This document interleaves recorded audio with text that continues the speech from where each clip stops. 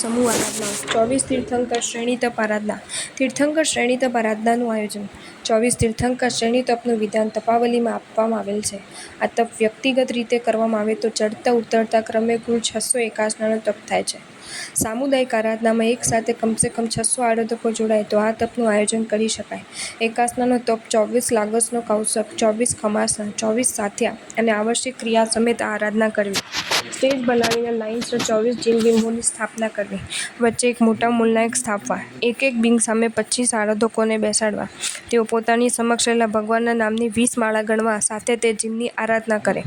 એક એક ભગવાનના નામની 25 ચિઠ્ઠી બનાવીને કુલ 600 ચિઠ્ઠી નામવાળી તૈયાર કરવી. દરવાજેથી પ્રવેશ કરતા આંખ બંધ કરીને આરાધક કોઈ પણ એક ચિઠ્ઠી ઉપાડે. જે ભગવાનનું નામ આવે તે ભગવાન સામે પોતે ગોઠવાય અને તે ભગવાનની જ આરાધના કરે. દરેક ભગવાન સામે નાની થાળીમાં એક જળ કળશ, એક ચંદન કટોરી, એક ફૂલ, એક ધૂપ, એક દીપ, એક અક્ષત, એક નૈવેદ્ય, એક ફળ આટલી સામગ્રી તૈયાર કરીને મૂકવી. સભામાં ઉછામણી બોલાય બાદ જે 24 પુણ્યવાનોને તે લાભ મળે તે આખી સભા વતી 24 જીનની અષ્ટપ્રકારી પૂજા સ્ટેજ પાસે ઊભા રહીને કરે. વચ્ચે સ્થાપેલ મોટા જીનબિંબની અષ્ટપ્રકારી પૂજા વિશિષ્ટ સામગ્રીથી 8 ઉછામણી અલગથી બોલીને કરાવી શકાય. આવી આરાધના કલકત્તા 96 કેનિંગ સ્ટ્રીટમાં વિક્રમ સંવત 2040માં કરવામાં આવેલી, જેનો અહેવાલ અત્રે રજૂ કરેલ છે. 24 તીર્થંકર શ્રેણી તપનું સામૂહિક આયોજન કેવી રીતે કરી શકાય તે અંગે અત્રે કલકત્તામાં થયેલ આરાધનાનો અહેવાલ રજૂ કરેલ છે, જેના દ્વારા અનુષ્ઠાનની રૂપરેખા ધ્યાનમાં આવી શકશે.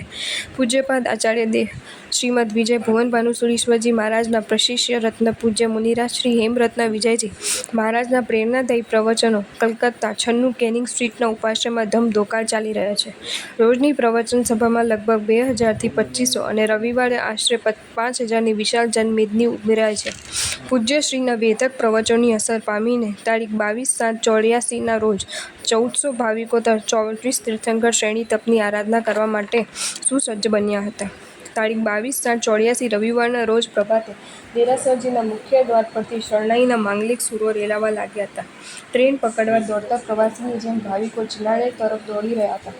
સૂટ-બૂટમાં ફરનારા તરકડા યુવાનો અને ફેશનેબલ ડ્રેસમાં કરતી યુવતીઓ પણ આધુનિક ડ્રેસને ફગાવી દઈને પૂજાના વસ્ત્રોનું પરિધાન કરી જીન મંદિર ભણી ઉતાવળા પગલાં ભરી રહી હતી. થોડાક સમયમાં આખું જિનાલય જીન પૂજકોથી ખીચોખીચ ઉભરાઈ ગયું હતું. હા, એ પૂજકોમાં આજે કેટલાક એવા પણ પુણ્યાત્મા હતા કે જેઓ વીતી ગયેલા જીવતરમાં આજે સૌ પ્રથમવાર જ પરમાત્માનો ચરણ સ્પર્શ કરવા આવ્યા હતા. તેથી તેઓ તો આનંદમાં જ હતા, પરંતુ તેમને પૂજાના વસ્ત્રોમાં જોનાર પણ આનંદમાં આવી ગયા હતા. જિનાલયના અગ્રદ્વારે ઊભેલા ગજરાજાઓને તથા સ્તંભોને આજે ફૂલોથી શણગારવામાં આવ્યા હતા. બહાર સાથિયાની વિધિ કરવા માટે ઠેર ઠેર ગોઠવાયેલી મોટી પાર્ટીને પણ આજે તંગી ઊભી થઈ હતી. જીન પૂજાનો વિધિ કરીને આરાધકો ઉપાશ્રય હોલમાં સવારે 7 વાગે ગોઠવાઈ ગયા હતા. ઉપાશ્રયમાં 24 તીર્થંકર દેવોની વિશિષ્ટ કલામય દેરીઓ બનાવવામાં આવી હતી. 60 ફૂટ લાંબા અને 3 ફૂટ ઊંચા જડિયન સ્ટેજ પર બંગાળી કારીગરોએ પોતાની કલાનો કસબ દેખાડીને બનાવેલ 24 દેરીઓની સ્થાપના કરવામાં આવી હતી. તેમાં ઋષભદેવ શ્રી મહાવીર સ્વામી સુધીના ભગવંતની પંચધાતુની મૂર્તિઓ ક્રમશઃ પધરાવવામાં આવી હતી. વચ્ચે 31 ઇંચના ફણાવાળા શ્યામ વર્ણના પાર્શ્વનાથ ભગવાનની મુખ્ય દેરી સ્થાપવામાં આવી હતી. તેમાં બિરાજમાન પરમાત્માના અંગ પર સોનાના હાર, મોતીના કંઠો અને બાજુબંધ ચડાવવામાં આવ્યા હતા. ત્યારે પરમાત્માની રાજ્યાવસ્થા આબેહૂબ દૃશ્યમાન થતી હતી. 24 દેરીની વચ્ચે વચ્ચે 500 વર્ષ જૂના તીર્થંકરના કલામય ચિત્રો મૂકવામાં આવ્યા હતા. 2000 માણસોને સમાવી લેતા વિશાળ હોલની છતને આજે રંગબેરંગી કાગળના તોરણોથી ઢાંકી દેવામાં આવી હતી. પ્રવેશદ્વારો પર સુંદર જડિયન કમાનો બંધાવવામાં આવી હતી. કુંભકર્ણના ભાઈ તરીકે ખ્યાત બનેલા 8 વાગે ઉઠનારા યુવકોએ આજે મીઠી નીંદરને સવારે 4 વાગે તિલાંજલિ આપીને તેમના માટે સંસાર છોડવા જેવું કપરું કાર્ય કરી બતાડ્યું હતું. જગ્યા રોકવા કલાક પહેલાં જ ગોઠવાઈ ગયેલા આરાધકો પૂજ્યશ્રીના આગમનની રાહ જોતા હતા. 7 વાગે પૂજ્યશ્રી આરાધના હોલમાં પધાર્યા ત્યારે નારાઓથી આકાશ ગુંજી ઉઠ્યું હતું. પૂજ્યશ્રીએ મંત્રિત વાસક્ષેપ દ્વારા 24 તીર્થંકર દેવોની વિધિવત સ્થાપના કરી હતી. ત્યારબાદ સકલ સંઘ સાથે સુમધુર કંઠે પરમાત્માની 5 સ્તુતિઓ ગાવામાં હતી. અરિયન ચિયાણમ એક નવકારનો કૌશક કર્યા બાદ તમામ ભાવિકોએ સ્તોત્રનું મંગલગાન કર્યું હતું. શિવમસ્તુની પ્રાર્થના દ્વારા સકલ જગતના કલ્યાણની કામના ગદ્ય તથા પદ્યમાં વિધિત કરી હતી. ત્યારબાદ ભૂમિશુદ્ધિ, દેહશુદ્ધિ અને મનશુદ્ધિની ક્રિયા મંત્રાક્ષરોના ઉચ્ચારણ અને અભિનય સાથે કરવામાં આવી હતી. તે પછી 24 તીર્થંકર દેવોના હવન, સ્થાપન, સન્નિરોધ, સન્નિધાન, અવગુંઠનની યોગિક ક્રિયા સૌએ મુદ્રાઓ સાથે કરી હતી. કાર્યક્રમ ધીરે ધીરે આગેકૂચ કરી રહ્યો હતો. ભાવિકોના હૈયા હવે ભીંચવા લાગ્યા હતા. સંસારની જડોજથા અને વ્યથા વિસરાવા લાગી હતી. પ્રભુ સાથે સૌ પોતપોતાના તાદાત્મ્ય ભાવ સાધવામાં તત્પર બન્યા હતા. 24 જીનવર અતિથિ આરામે પશ્યંતો નો સમૂહ જાપ આરોહ અને અવરોહ વચ્ચે લયબદ્ધ રીતે શરૂ થયો હતો. આ જાપના આંદોલનમાં આખી સભા ગુમભાન બની હતી. સમૂહ જાપ પૂર્ણ થતાં પૂજ્યશ્રીએ સંવેદન રૂપે આ આરાધના અમે શા માટે કરીએ છીએ તેનો સંકલ્પ ઘોષિત કર્યો હતો. આત્મગરહાના હાર્દિક ભાવોથી ભરેલું સંવેદન સૌની આંખોમાં અશ્રુપાત કરાવી ગયું હતું. સંકલ્પ જાહેર કરતું સંવેદન પૂર્ણ થતાં જે આરાધકોને જે ભગવાનની આરાધનાનો પાસ મળ્યો હતો તે ભગવાનના નામની 20 માળાનો જાપ શરૂ થયો હતો. હજારો માનવોથી ઉભરાતો હોલ ક્ષણવારમાં એકદમ નીરવ, શાંત અને પ્રશાંત બની ગયો હતો, જાણે કે હોલમાં કોઈ છે જ નહીં. આવી અપૂર્વ શાંતિ વચ્ચે બેકગ્રાઉન્ડ મ્યુઝિક રૂપે સંગીતના ધીમા સૂર રેલાવા શરૂ થયા હતા. 1 કરોડની વસ્તી ધરાવતા આ ધમાલિયા શહેરમાં જાગતા નહીં પણ ઊંઘવાય ક્યારે નહીં અનુભવેલી શાંતિનો રસાસ્વાદ આજે ભાવિકોને ચાખવા મળ્યો હતો. ચા, સિગરેટ, ચરસ આદિના પણ બંધાણીઓને આજે લાઈફનું પ્રથમ એકાસનું કર્યું હતું.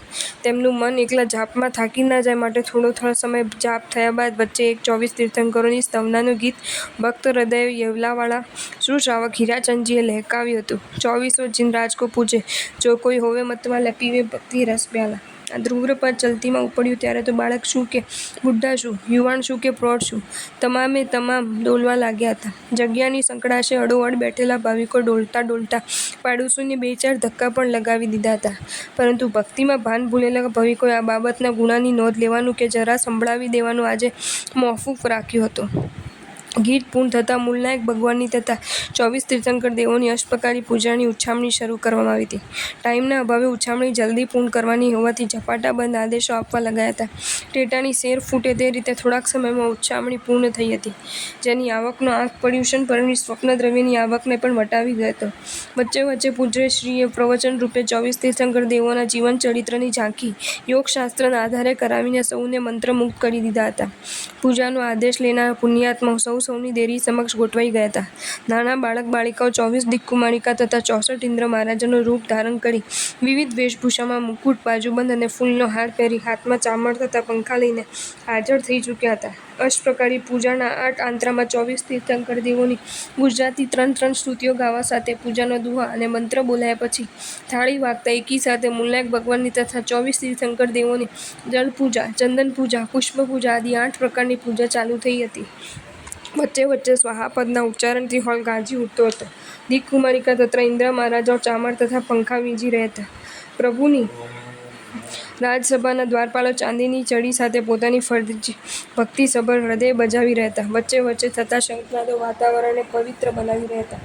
ઘણા સમય પહેલાં કોક રજવાડામાંથી જિનાલયમાં આવી ચૂકેલા એક મોટો વિશાળકાય ઘંટ એક ખૂણામાં હવા ખાઈ રહ્યો હતો. તેણે પણ આજે બહાર નીકાળીને પોતાનો બુલંદ અવાજ સૌને સંભળાવવાનું મન થયું હતું. તેથી તો તેને પોલીસ કરી સોનેરી રૂપેરી કલરના આવરણો ચડાવી સુઘોષા ઘંટા નામે આલેખીને પ્રભુના દરબારમાં હાજર કરવામાં હતો.